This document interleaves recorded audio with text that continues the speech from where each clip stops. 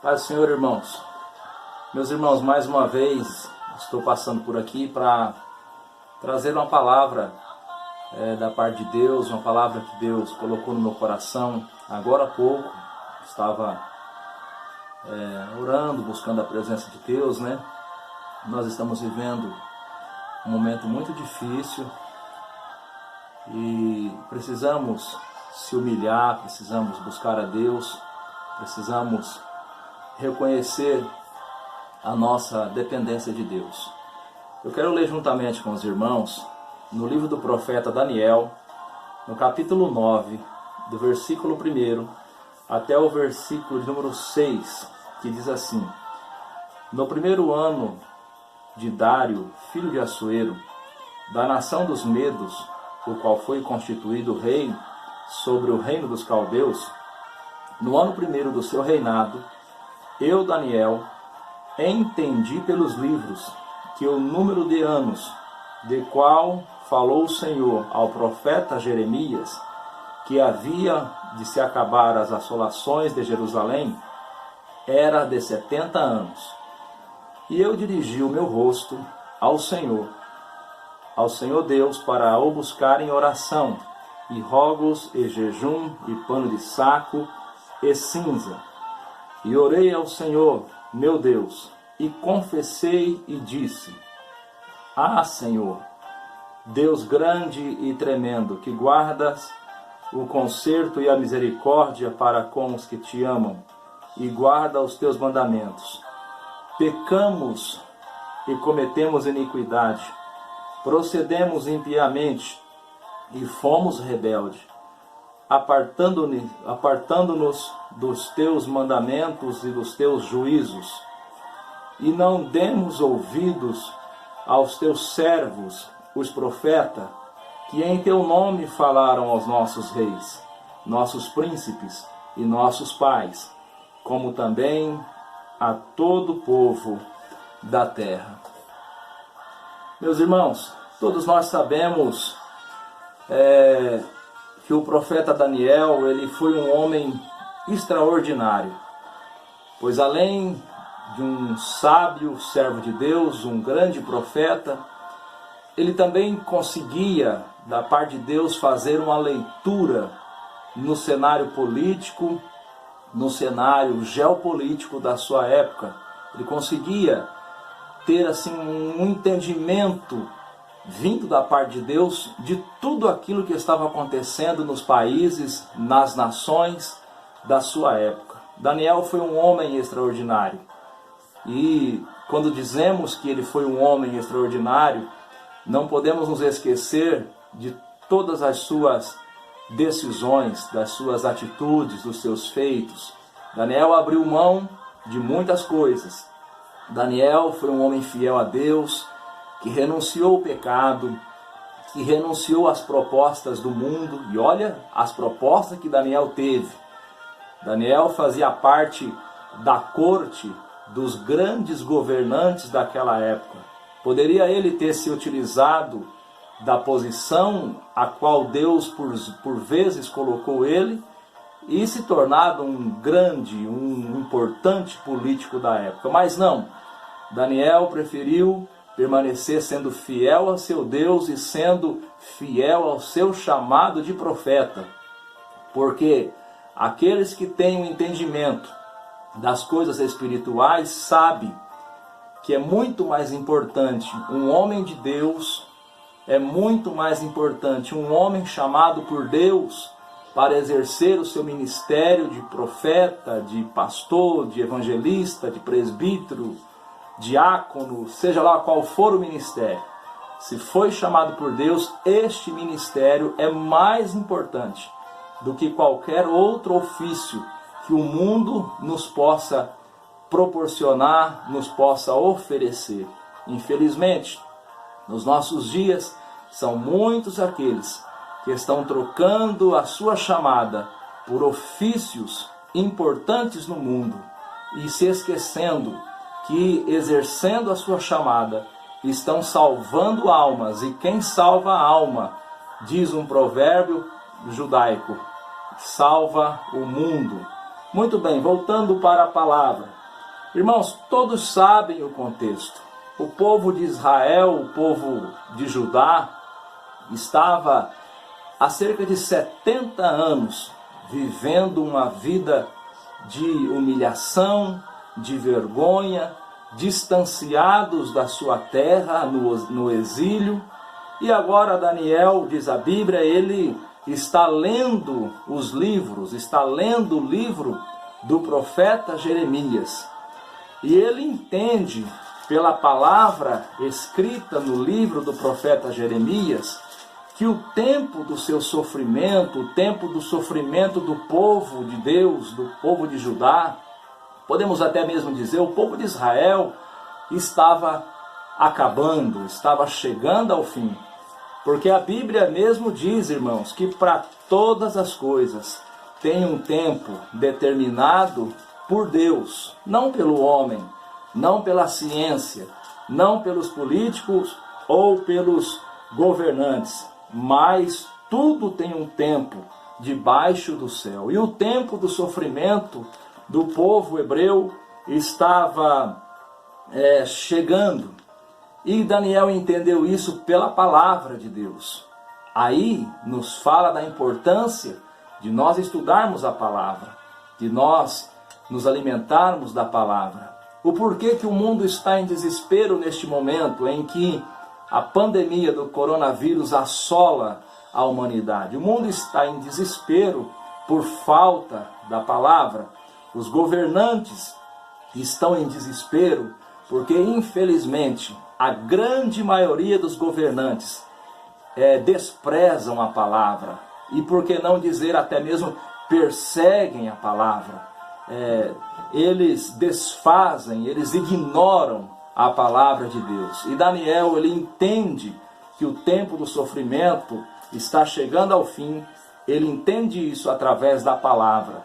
Quando nós lemos no livro do profeta Jeremias, no capítulo 25, no versículo 9, diz assim: Eis que eu te enviarei e tomarei todas as gerações do norte, diz o Senhor, como também a Nabucodonosor, rei da Babilônia, meu servo, e os trarei sobre a terra, e sobre os moradores, e sobre todas estas nações em redor, e os destruirei totalmente, e polueis em espanto e assobio, e em perpétuos desertos. Verso 10.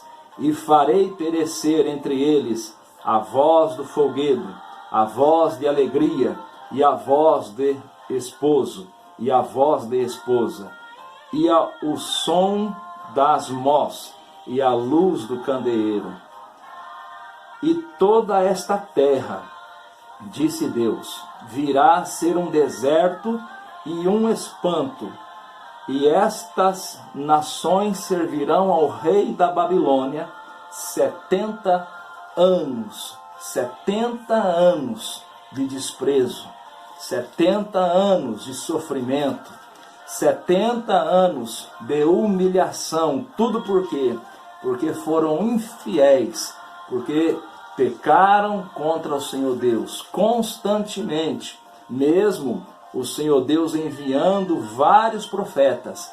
Eles matavam e perseguiam os profetas. E agora havia chegado o tempo do seu sofrimento. E a Bíblia relata partes deste sofrimento. Olha, por exemplo, o que diz a Bíblia em Salmo 137. Junto aos rios da Babilônia, nos assentamos e choramos, lembrando-nos de Sião. Nos salgueiros que há no meio dela, penduramos as nossas harpas. Portanto, aqueles que nos levavam cativos nos pediam uma canção. Agora preste atenção. E os que nos destruíram, que os alegrássemos, dizendo: cantai-nos um cântico de Sião. Verso 4. Mas como entoaremos o cântico do Senhor em terra estranha? Meus irmãos, esta passagem narra o momento da angústia, o momento da vergonha, o momento do desespero, o momento da opressão, porque além dos judeus estar sendo levados em cativeiros, além do sofrimento físico, havia o sofrimento psicológico, porque os seus agressores, os seus opressores, os babilônicos, além de oprimir, ainda pedia que os judeus cantassem, ainda pedia que os judeus os alegrassem como um espetáculo ao ar livre. O povo de Deus sofreu. Isso nos mostra, meus irmãos, como trabalha o nosso Deus. Deus não tem prazer no sofrimento do ser humano, mas quando o ser humano está de forma acelerada, se rebelando contra Deus, abandonando a palavra de Deus, se levantando contra Deus e caminhando rumo à sua perdição eterna.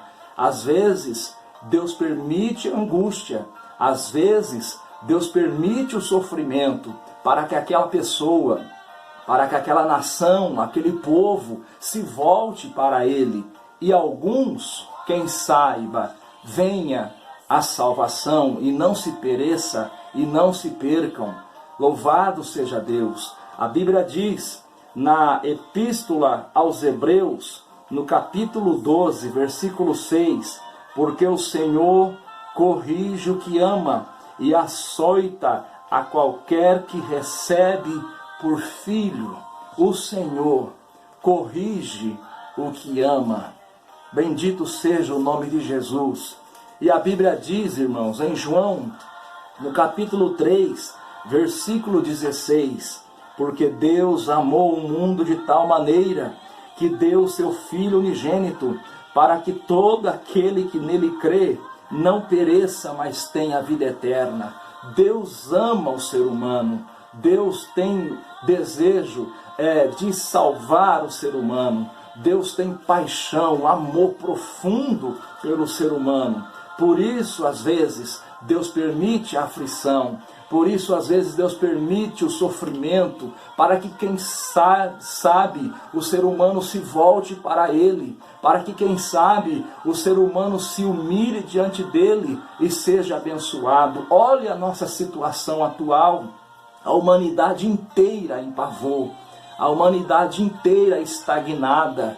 Mas o que estava acontecendo até poucos dias? Os irmãos se lembram, por exemplo, na nossa nação, há poucos dias, há menos de um mês, os governantes e a maioria do povo estavam festejando o carnaval, gastando dinheiro com o carnaval, festejando a festa da carne, zombando até mesmo do Cristo que um dia morreu por todos nós na cruz do Calvário.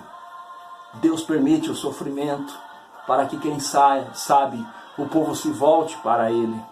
A Bíblia diz em Atos dos Apóstolos, capítulo 10, versículo de número 34, e abrindo Pedro a boca, disse: reconheço por verdade que Deus não faz acepção de pessoas. Deus ama a todos. Deus ama os brasileiros, os europeus, os americanos, os asiáticos, os africanos. Deus ama a todos. Mas o ser humano precisa se voltar para Deus. O ser humano precisa se voltar para o seu Criador. O ser humano precisa abandonar o pecado. O ser humano precisa reconhecer que nas mãos do Senhor Deus está todo o poder nos céus e na terra. O ser humano não pode viver distanciado de Deus. As nações não podem se voltar contra o seu Criador, contra o seu Deus. O ser humano precisa se humilhar. A igreja precisa se humilhar. Irmãos, nós no Brasil estávamos perdendo a essência. Os nossos cultos estavam virando apresentações. Os nossos cultos estavam virando reuniões sociais. E aí vem esse momento de aflição. Todos em suas casas. Ninguém pode se reunir nas congregações. Muito em breve, se já não está acontecendo, nós iremos sentir falta de congregar. Nós iremos sentir falta dos momentos da casa de Deus, dos louvores, das mensagens pregadas, o ser humano precisa se voltar para Deus. O ser humano precisa reconhecer que existe um Deus vivo e poderoso, que está sentado no trono. Eu não digo que esta aflição foi diretamente enviada por Deus, mas certamente que o Senhor Deus permitiu, porque a Bíblia diz em Mateus capítulo 28, versículo 18, e chegando-se Jesus falou-lhes dizendo, é-me dado todo o poder nos céus e na terra. Nada acontece sem a permissão de Jesus Cristo. Todo o poder nos céus e na terra está nas mãos de Jesus.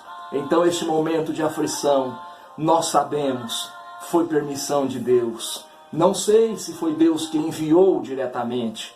Não sei, mas uma coisa eu sei, foi com a permissão de Deus. Irmãos, e se está acontecendo este momento de angústia, de aflição, porque, irmãos, o problema está só começando. Imagine os irmãos, os milhões de desempregados. Imagine os irmãos, os milhões que estarão sem ter condições de pagar as suas dívidas, sem ter condições de trazer o sustento para as suas casas. Imagine os irmãos, as milhares e milhares de empresas que vão quebrar. Imagine os irmãos, a possibilidade até mesmo de guerras ao fim deste momento de dificuldade. Porque todas as guerras que aconteceram no mundo foi em meio a momentos de dificuldades. As nações ficam angustiadas, as nações ficam sem norte, sem direção, e aí começa a haver os conflitos que muitas das vezes acabam em guerras militares. Jesus disse em João 16:33, tenho-vos dito isso, para que em mim tenhais paz. No mundo tereis aflições. No mundo tereis aflições. Essa palavra nunca saiu do meu coração. Quem me conhece sabe, eu ficava indignado ao ver muitas das vezes as pessoas pregando mensagens de prosperidade, mensagens de saúde plena, mensagens que só fazia o ser humano imaginar que nada de mal iria lhe acontecer, quando na verdade, irmãos, nós estamos vivendo os últimos momentos da igreja na face da terra. As tribulações, as angústias estão e vão continuar assolando o ser humano. Mas eu me alegro na esperança, na palavra de Deus. Porque em Romanos 8:18 diz, porque para mim tenho por certo que as aflições deste tempo presente não são para comparar com a glória que em nós há de ser revelada. Queira Deus, queira Jesus Cristo, queira o Espírito Santo, que esta aflição, que esta pandemia nos faça se voltar para Deus. Irmãos, não é tempo de perdermos tempo, é momento de nos voltar para Deus. Em pensamento, no dia a dia, em oração, na leitura da palavra, na meditação na palavra, na renúncia, na luta interior contra a nossa carne. A nossa carne pede o pecado, nós devemos lutar contra ela e resisti-la em nome de Jesus. Nós estamos vivendo como viveu o povo de Israel, o povo de Judá. Humilhação, os cristãos, os obreiros que faziam trabalhos, que pregavam, todos nós acuados como animais dentro de casa, sem poder anunciar o Evangelho, sem poder reunir e congregarmos juntos nas igrejas. Isso é uma vergonha para nós, mas queira Deus que esta vergonha sirva para nos fazer buscar a presença do Senhor, para nos fazer se arrepender dos nossos pecados, da nossa arrogância e nos humilhar diante dEle e passar a prestar a Ele um culto diferente quando tudo voltar ao normal. Que Deus nos ajude a valorizar a sua santa presença e saber que tudo está nas mãos dele. O povo de Judá foi humilhado, foi oprimido. O povo de Judá passou pelo cativeiro. Mas me chama a atenção, irmãos, a atitude do profeta Daniel. Realmente Daniel era um homem diferente. Realmente Daniel era um homem que alegrava o coração de Deus. Porque no momento da angústia, no momento do sofrimento, do cativeiro, ao invés de Daniel apontar os dedos ou o dedo e acusar o seu próximo, não. Daniel se coloca na presença de Deus e ora, e busca a Deus, e confessa os seus pecados. Daniel, ele inclui o pecado da nação sobre ele. Ele se levanta como um verdadeiro pai da nação, como um verdadeiro porta-voz da nação. Ele se levanta diante de Deus e ora, clamando pela misericórdia de Deus. Não é tempo de ficarmos acusando uns aos outros. É tempo da igreja brasileira se levantar em oração. É tempo da igreja brasileira se levantar em jejum. É tempo da igreja brasileira se levantar em clamor e reconhecer que estávamos no caminho errado e reconhecer que precisamos de poder de Deus, de autoridade de Deus, para, se não impedir essa pandemia, mas ao menos transformar este momento em oportunidade para a obra de Deus no Brasil e também no mundo. As crises vêm, nós não somos isentos de passar por elas. Quando houve seca em Israel, o profeta Elias foi depender da água de um rio para matar a sua sede. E até mesmo aquela água daquele rio, aonde ele matava a sua sede, se secou. E Elias precisou recorrer a uma viúva. Então veja, nós não estamos isentos, nós não estamos livres de passar por tribulações. Aquilo que estava sendo pregado no Brasil era mentira. Nós passamos sim por tribulações. Nós passamos sim por enfermidades, por desemprego, por problemas financeiros. Mas qual é a diferença? A diferença é que nós temos um Deus que está conosco e tem nos prometido o céu, e tem nos prometido esperança, paz, consolo através do seu Santo Espírito. Meus irmãos, que Deus abençoe a sua vida, que você se lembre das palavras do Senhor nosso Deus. Jeremias, capítulo 33, versículo 3.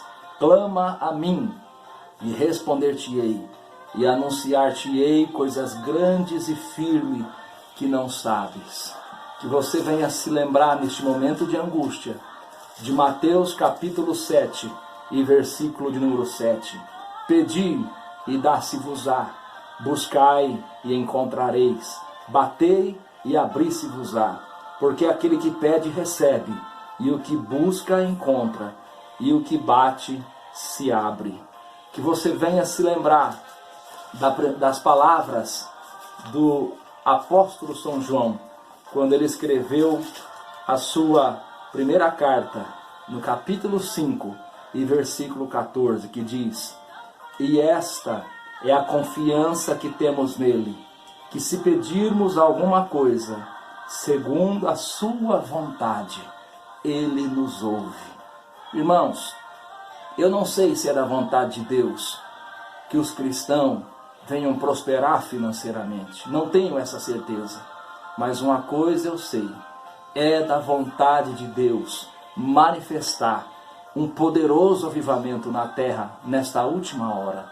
Então vamos pedir isso, porque pedindo um avivamento, nós sabemos que estamos pedindo algo que é da vontade de Deus e Ele vai nos ouvir.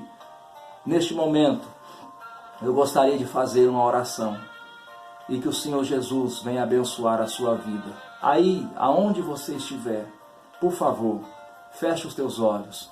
Nós iremos fazer uma breve oração. Maravilhoso Deus e Pai, no nome de Jesus, Senhor. É hora difícil, é momento de angústia, é momento de aflição. E sabemos que as coisas vão piorar, porque são dores de parto. Enquanto não concluir tudo quanto o Senhor falou, a humanidade não terá paz, a humanidade não terá descanso. Mas, Senhor Deus, em meio às tribulações, em meio às pandemias, às guerras, rumores de guerras, terremotos, aflições familiares, problemas familiares, em meio a tudo isso, nós temos uma viva esperança, pois o Senhor nos prometeu o céu, o Senhor nos prometeu que não estaríamos órfãos, e neste momento de angústia, temos a quem recorrer. Abençoa, Pai Santo, este irmão e esta irmã que está ouvindo, assistindo esta mensagem. Que o Teu Espírito possa testificar no seu coração. Te louvamos, Senhor, confiamos no Senhor e sabemos que nada que o Senhor não permita irá nos acontecer. As nossas vidas estão nas mãos do Senhor. No nome de Jesus nós oramos. Amém e amém. Deus abençoe a sua vida, Deus abençoe a sua família, que o Senhor Jesus, através do seu Santo Espírito, venha fortalecer e trazer paz ao seu coração. Deus abençoe, em o nome de Jesus.